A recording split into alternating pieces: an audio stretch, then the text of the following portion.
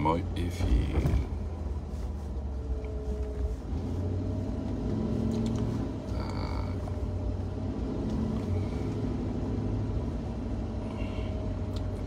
Гүлпери, Гүлпери, кандайсың, жакшысыңбы, Гүлпери?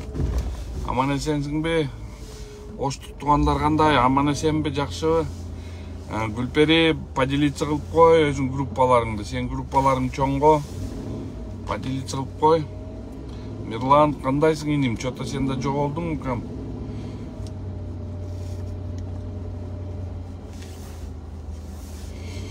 Поделиться кылып койсоңуздар. Бактыгүл, саламатсызбы? Путмантан, Гүлпери.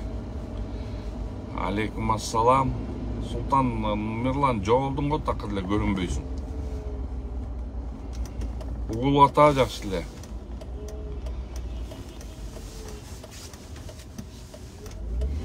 Рита, саламатсызбы? Жакшысызбы? Бермет, саламатсыздарбы? Поделиться кылып койсоңуздар, ошо көбүрөөк аудитория болсун, көптөн бери прямой эфирге чыга элекмин. Ошо кичине эмелер темасы бул баягы эле сот системасы, баягы эле Генеральный прокуратуранын бездействиясы, баягы эле төргөө органдарынын такыр эле бул коммерческий предприятие болуп кеткен жөнүндө тема. Ошол теманы деген азыр айтып баштайм, ошондон поделиться кылып койсоңуздар. Бактыгүл, саламатсызбы? 32 киши болду. Бра-бра, саламатсыздарбы? Азыр эми баштай берели, 34 киши болуптур эфирде. Кудайым буйрса, бисмилла деп баштай берели.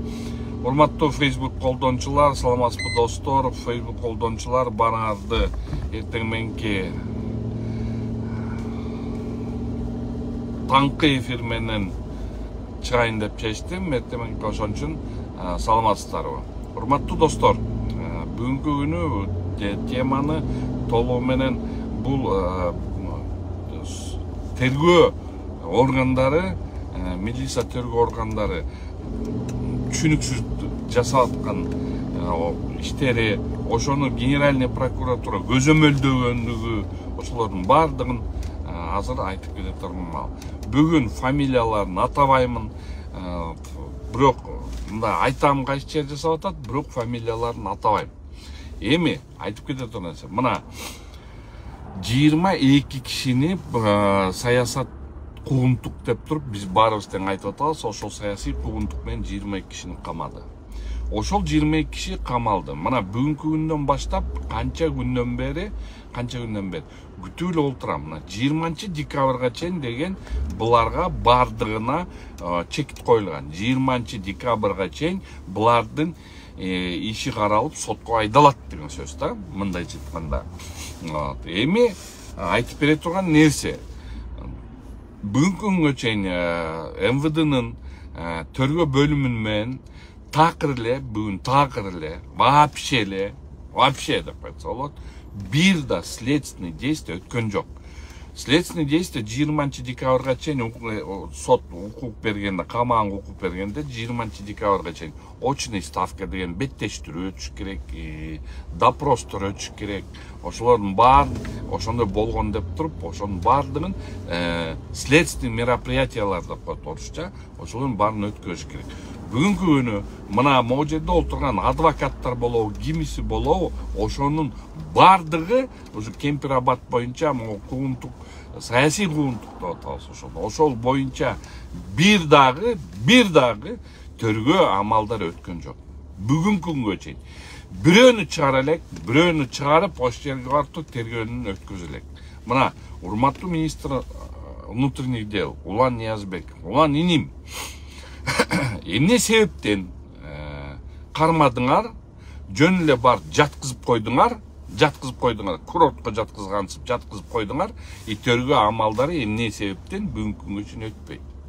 Мен адвокат катары, Атай Бейшенбек адвокаты катары, мен деген на прекращение ходатайства бердим. 5 күн бүгүн өттү. 5 күндүк бүгүн силер деген 5 күн ичинде мага деген жооп беришиңер керек болчу. МВДңар мага бүгүн жооп бериш керек болчу. МВДңар бүгүн боктун ысыгы да жок. Иши да жок, ответі да жоқ. Бир да следственный мероприятие жоқ. Бир да следственный мероприятие жоқ. Эми жооп бериңиз, урматтуу министр внутренних дел.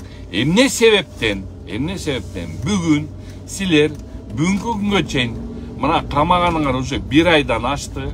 Бир ай 10 күн болду. Бир ай 10 күн ичинде эмне себептен силер бир дагы тергөө амалдарын өткөзгөн жоксуңар? Силерге суроо.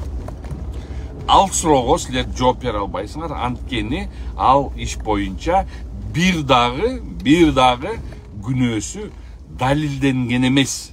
Алар бул беренелер менен жөндөн эле мындай жабылган. Ошондуктан урматтуу министр обороны бүгүнкү күнгө чейин хотя бы допрос өткөзүп койгонуңарда силерге сөз айтпайт болчусуз.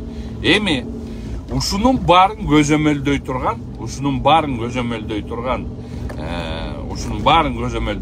бул деген МВДнын главный следственный управлениянын көзөмөлдөй турган, тергөө органдарын көзөмөлдөй турган Генеральная прокуратура. Барын көзөмөлдөй турган Генеральная прокуратура.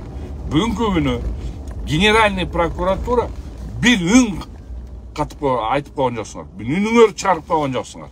Ай деп туруп, монтуп туруп айтып койгон жоксуңар. Урматтуу биринчи зам Абаев, бул деген сиздин карамагыңыз. Генеральныйдын биринчи замыңыз сизсиз. Ошол зам болгон соң сиздин карамагыңызда. Сиз ошону көзөмөлдөшүңүз керек болчу. Эми силерге, урматтуу генеральный прокурор, силерге суроо.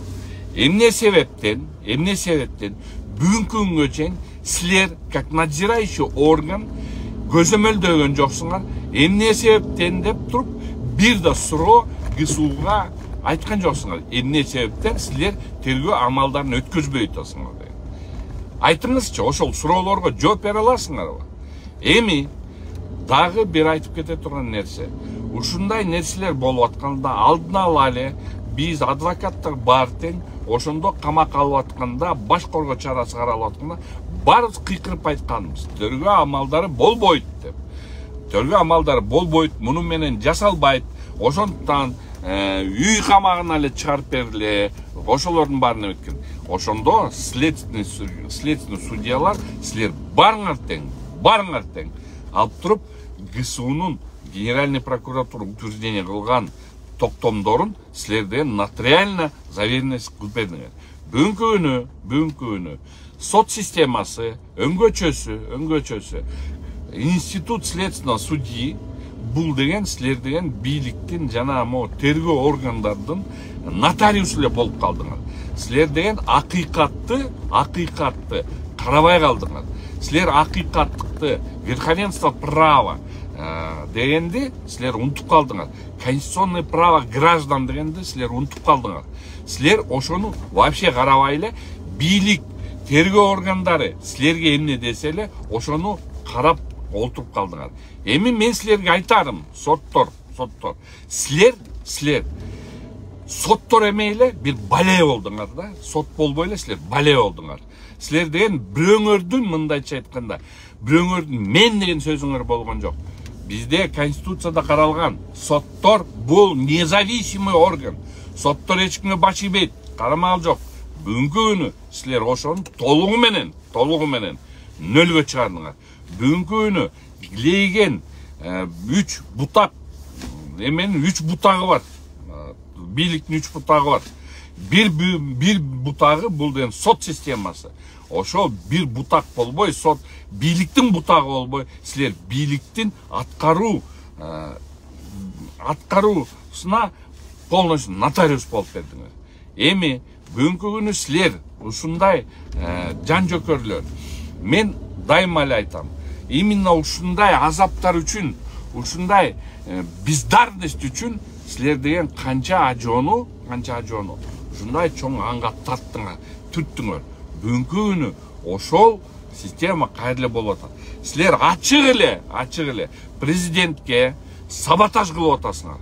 Сот системасы, Генеральный прокуратура, силер ачыгынан эле ачык, силер барыңар президентке саботаж кылып атасыңар. Силерге айтсаң, силер айтасыңар.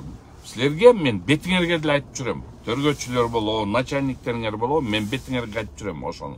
Айтамын, что силер муну деген ажого ушундай эме кылып атасыңар, против иштеп атасыңар ажого, саботаж кылып атасыңар ажого деп туруп, мен силерге ошону толугу менен айтсам, силер туруп алып туруп кайра айтасыңар, мага айтып атасыңар. Эмне кылалы? Ажо өзү приказ берди деп. Тогда сизге, урматтуу Садыр Нуркожоевич, сизге суроо. Действительно, чынбы ошол? Чынбы же чын эмеспи? Сиздин таламыңызды талашып могул жерде баарыбыз олтурабыз. Сизге саботаж болуп атат деп айтып атсак, айтып туруп, сиз үчүн мындай айтканда, сизди президентке айлана чөйрөсү саботаж кылып атат, байкуш президент иштеп атат деп айткан сайын, ошол эле тергөөчүлөр, ошол эле прокурорскийлер бар айтып атат, что это приказ сверху деп атат. Эми кимиңерден приказ келип атат? Суроо силерге кайта барыңарга. Урматтуу достор, урматтуу кыргызстандыктар. Мына бүгүнкү күнү бир ай 10 күн өттү. Бүгүнкү күнү бир ай 10 күн өттү. Бир ай 10 күн ичинде бүгүнкү күнү бир да тергөө амалдары бүт бары менен 22 политический заключенныйлер менен бир күн дагы бир следственный мероприятие өткөн жок.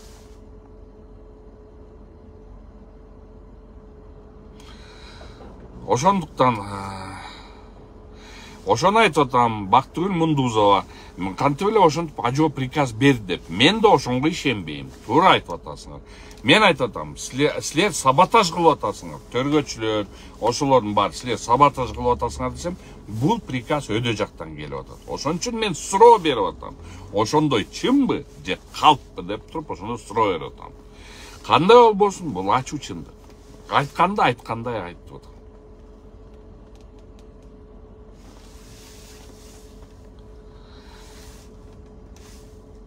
Ошону менен, урматтуу достор, мына ушундай суроолорду берип атам. Мына бүгүнкү күнү бир дагы бир следственный мероприятие өткөн жок.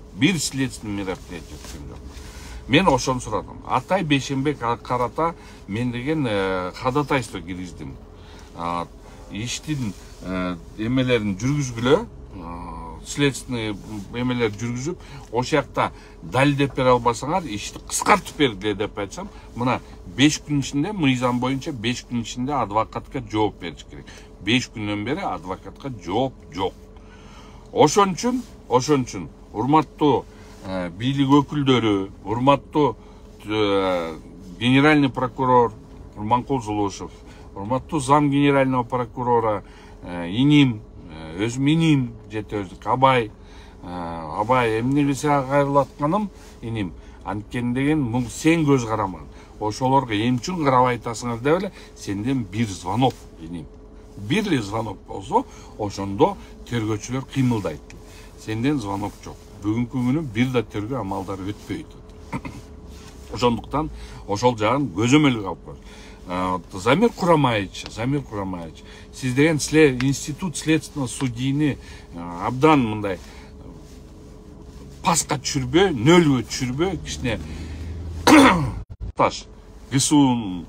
ГСУдан, бул саботаж, МВДдан саботаж, бул саботаж Генеральный прокуратурадан, бул саботаж сот системасынан. Силер ушул 3 орган президентке саботаж кылып атасыңар. Ушуну менен саламатсыздарбы, жакшы калыңыздар, таңкы эфир, жакшы кийинки көрүшкөнчө.